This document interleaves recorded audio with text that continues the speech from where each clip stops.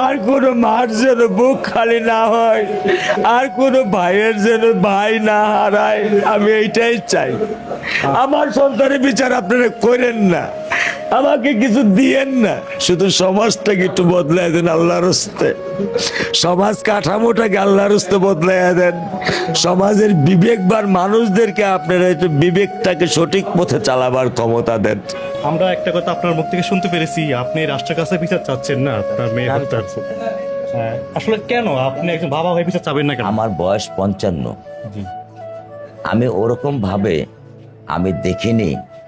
আমার ভুল হতে পারে, আমার জানার ভুল থাকতে পারে, আমার জ্ঞানের স্বল্পতা থাকতে পারে, যে আইনের ফাঁক ফোকর দিয়ে কোনোভাবে বের হয়ে যায়নি।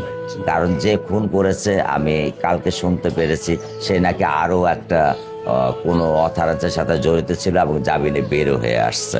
তো বের হয়ে আসে সে আবার আরেকটা করছে, আবার সে জামিনে বের হবে সে আবার আরেকটা করবে, আবার সে আরেকজন মানুষ জামিনে বের হবে সে আরেকটা করবে। আপনাকে ঠেকাবার ক্ষমতা রাখেন? আপনার কাছে কি সেই ক্ষমতা আছে? আদালতের একজন বিচারপতির হাতে কি সেই ক্ষমতাটা আছে? আমি রূঢ় ভাষায় বললাম, আমাকে ক্ষমা করবেন। আপনাদের কাছে সেই ক্ষমতা কি রাষ্ট্র দিয়েছে? রাষ্ট্র কি আপনাদেরকে দিয়েছে?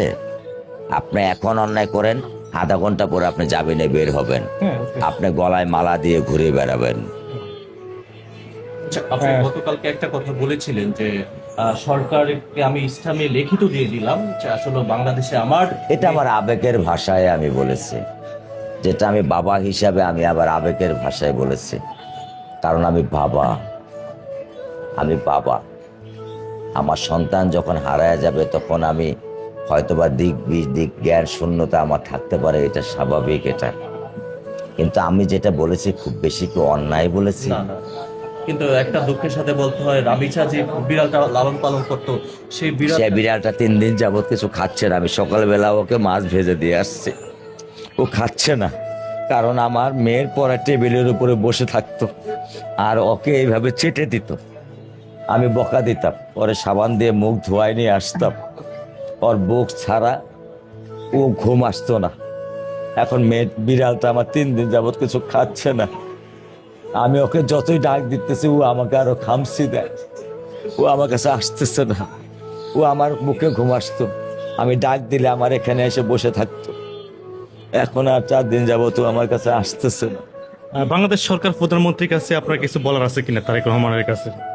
আমি আমার বাচ্চা সন্তানের বিচার চাই। আমার বাচ্চা তো আর ফিরিয়ে দিতে পারবেন না। বিচার না পারেন না করেন, অন্তত